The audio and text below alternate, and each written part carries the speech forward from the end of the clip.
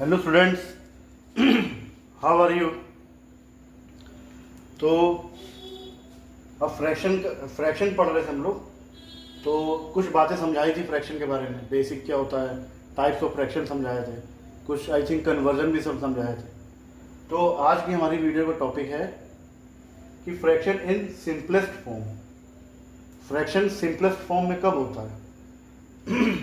तो ये पढ़ेंगे हम लोग HCF मेथड से। इससे पढ़ेंगे हम लोग HCF मेथड से। लेकिन इसको समझने से पहले कुछ बात जान लेते हैं।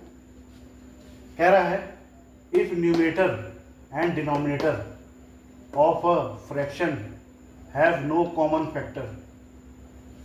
अगर किसी फ्रैक्शन का के डिनोमिनेटर और न्यूमरेटर का कोई कॉमन फैक्टर ना हो, जैसे कहते हैं कभी भी किसी के अगर फ्रैक्शन में न्यूमरेटर और डिनोमिनेटर का कोई कॉमन फैक्टर ना हो तो वो फ्रैक्शन किस में हो जाता है?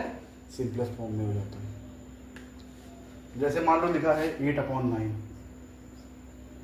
अब 8 और 9 का कॉमन फैक्टर है 1 के अलावा। 8 और 9 का कोई कॉमन फैक्टर है 1 के अलावा? नहीं है ना। तो 8/9 क्या है? सिंपलेस्ट फॉर्म में। ठीक है। जैसे लिखा है 2/7, इनका भी कॉमन फैक्टर नहीं कुछ, ये भी सिंपलेस्ट फॉर्म में। लेकिन कोई नंबर दिया जैसे 12/16, ठीक है। और 12 और 16 का तो कॉमन फैक्टर काफ़ी सारे हैं। 12 16 के तो काफ़ी सारे कॉमन फैक्टर हैं, ठीक है। तो ये सिंपलेस्ट फॉर्म में नहीं है।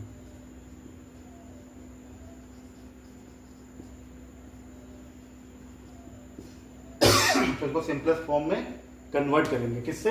HCF मेथड से, ठीक है। तो ये बात क्लियर तो हो गई होगी आप लोग को।